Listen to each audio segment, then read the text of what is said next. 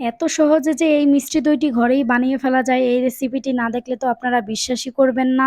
প্রথমবার দই বানালাম আর সবাই বলতেছে এইটা নাকি একদম পারফেক্ট দোকানের মতন হইছে। আর তাদের প্রশংসা শুনে তো আমি একদমই খুশি হয়ে গেছি।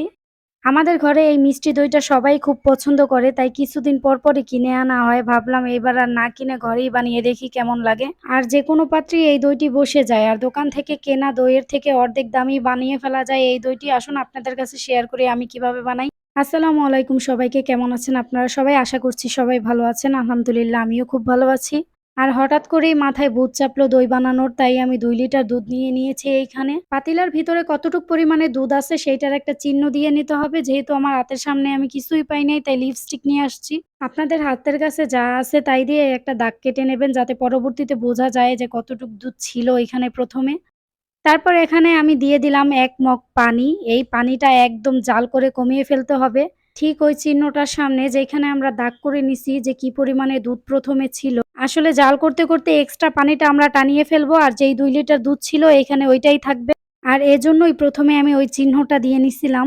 আর এইখানে আমি আমার জন্য ১ কাপ কফি বানিয়ে নিচ্ছিলাম। কেননা ওইখানে দুধ বলক আসতে অনেক সময় লাগবে, তাই ভাবলাম আমি কফি খেয়ে নেই।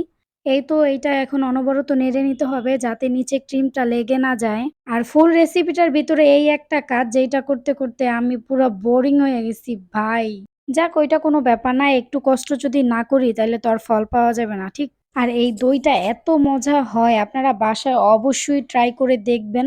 অনেকখানি জাল করার পর আমার এক্সট্রা পানিটা সম্পূর্ণ শুকিয়ে গেছে, আর এইটা এখন আমি নামিয়ে রাখলাম ক্যারামেল তৈরি করার জন্য।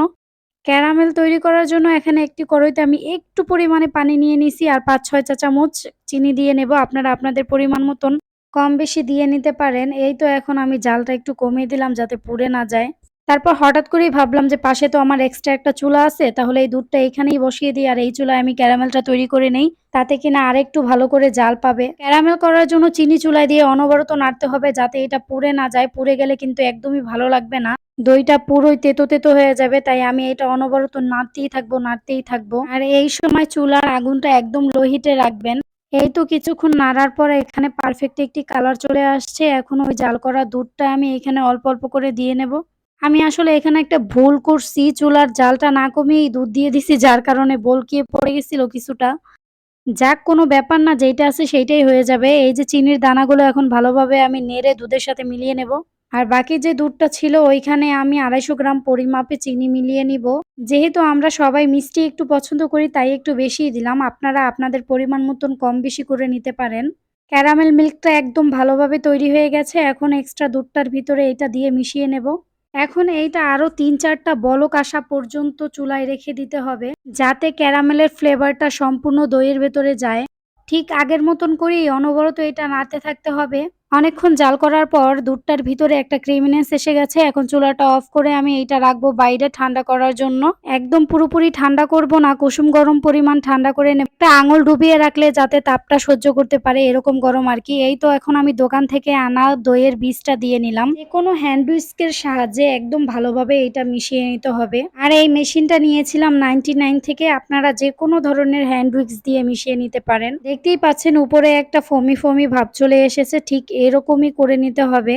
আর মিক্স করতে করতে আমার হাত ব্যথা হয়ে গেছিল, তাই এইভাবেও একটু ঘুরিয়ে নিলাম।